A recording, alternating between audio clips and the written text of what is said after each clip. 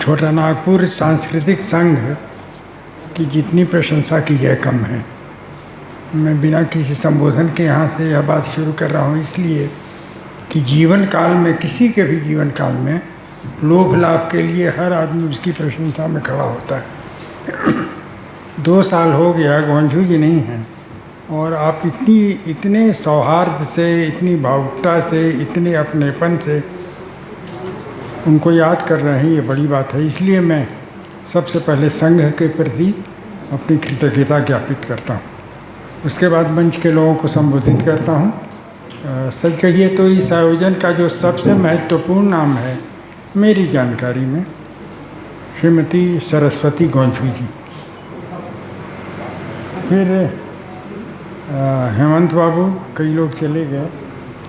राम प्रसाद जी को याद न करूं तो अन्याय होगा, वो नहीं होते तो मैं यहाँ नहीं होता। और भी जो लोग हैं, नायक बाबू, सामने बैठे मित्रों, अधिकांश को मैं नामतः भी जानता हूँ। ये दूसरी बात है, नाम लेने लगूँ तो कुछ भूल जाऊँ, कुछ याद रह जाए। एक बार रामदयाल मुंडा जी से हमने कहा था कि नागपुरी का एक पुरस्कार तो हमको मिलना चाहिए। हंस कर मैंने कहा, तो बोले क्यों? मारवाड़ी कॉलेज में कोई आयोजन हो रहा था। मैंने कहा कि रोज़ मेरी विद्यार्थी रही हैं, बसंती मेरी विद्यार्थी रही हैं, राम प्रसाद जी मेरे विद्यार्थी रहे हैं। कम से कम 3 महत्वपूर्ण नाम तो मैं बता ही रहा हूँ नागपुरी में योगदान देने वाले। मुस्कुराए कि हाँ, हम लोग कुछ सोचेंगे। एक और बात जो इस प्रसंग में याद आ रही है, भाषा की बहुत बात हुई ना। एक बार मुंडा जी से मैंने कहा कि जब नागपुरी यहाँ की सबसे महत्वपूर्ण भाषा है, हम लोग जब यहाँ आए तभी जानते थे कि इस क्षेत्र को जोड़ने वाली विभिन्न जनजातियों की अपनी अपनी बोलियाँ हैं और एक जनजाति दूसरी जनजाति की बोली को नहीं समझ पाती है। ऐसे में आपस में संपर्क के लिए नागपुरी ही भाषा है। तो पूरे क्षेत्र में फिर आपने यह महत्वाकांक्षा, रामदयाल मुंडा जी से मैंने कहा कि यह महत्वाकांक्षा आपने क्यों जगाई? कुरमाली को आप मास्टर डिग्री दे रहे हैं, पंच परगनिया को आप मास्टर डिग्री दे रहे हैं, ये भाषाएं मिलकर नागपुरी को प्रौढ़ करती हैं। तो वो है नहीं, इसलिए क्या, लेकिन याद आ गई बात। उन्होंने कहा कि मैंने सोचा था कि शुरू में इन लोगों में उत्साह जाएगा यहाँ विभाग में, धीरे धीरे मैंने सोचा था कि ये नागपुरी में एमलगमेट कर जाएंगे, मिल जाएंगे। तो मैंने कहा कि एक बार आप महत्वाकांक्षा जगा दीजिएगा किसी विशेष की, तो फिर वो अपना पद छोड़ना चाहेगा। खैर बात आई गई होगी। मुझको ऐसा लगता है कि इस पूरे क्षेत्र में, पूरे आज के झारखंड में सबसे लोकप्रिय जो भाषा है वह नागपुरी है। और किसी भी क्षेत्रीय भाषा के विभिन्न रूप होते हैं, वो है ना, कोस कोस पर पानी बदला हो, कितने कोस पर पानी, तो वो रूप तो बदलता है। हम लोग जब यहाँ शुरू में आए थे, सिमडेगा में 25 साल मैंने काटा था। सिमडेगा और गुमला की जो नागपुरी है, मेरी इस छोटी समझ से सबसे आदर्श है। चूड़ामणि जी जब नागपुरी बोलते थे तो इतनी मीठी लगती थी उनका मुँह से नागपुरी, लेकिन वो क्षेत्रीय प्रभाव तो रहेगा। यहाँ जब हम लोग आए थे, वो सब्जी वालियाँ सड़क पे चिल्लाती गुजरती थी ना, सब्जी ले भाग। तो मेरी बेटी उससे छोटी थी, वो कहती थी ये लोग क्या नागपुरी बोल रहे हैं। अब वो भूल गई है भले, ले उससे हम लोग ताज़ा वहाँ से आए थे ना। भाषा के संरक्षण का दायित्व तो आप पर है। ऐसे आयोजनों के द्वारा हम सिर्फ ना गोंझू जी को याद कर रहे हैं, बल्कि जिस भाषा के लिए उन्होंने अपनी ज़िंदगी खपा दी, उस भाषा को याद करके भी उनके प्रति अपनी श्रद्धांजलि अर्पित कर रहे हैं।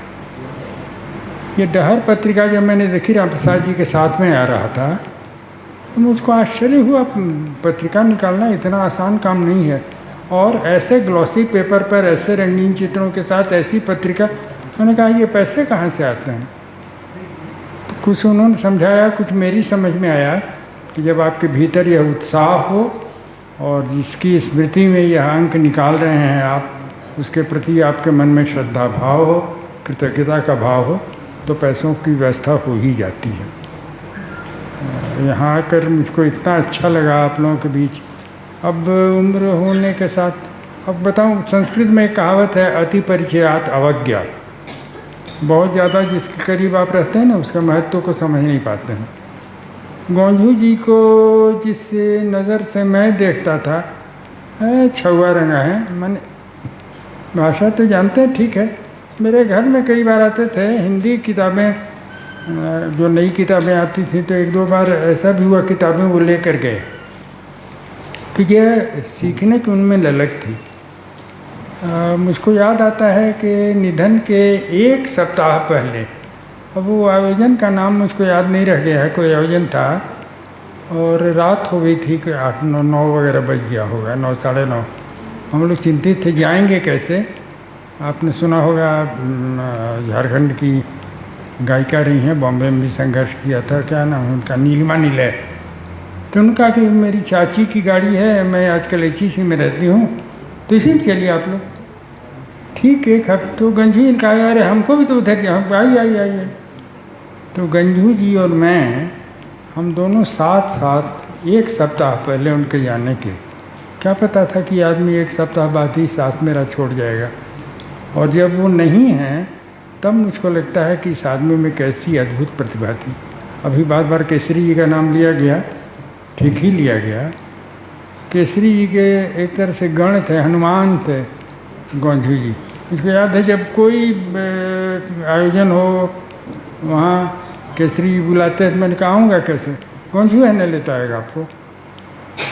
तो ये पूरी टीम थी, जाहिर है जो आया है वो तो जाएगा ही, लेकिन वो समर्पण वाली जो टीम थी बिखर गई है, उसका दायित्व आप नौजवानों पर है।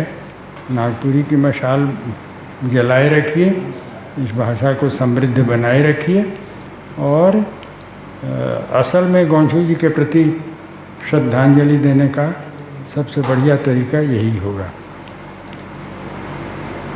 आप सब ने मुझको बुलाया, यह सुख एक तरह से मुझको दिया, गोंझू जी को फिर से याद करने का अवसर दिया।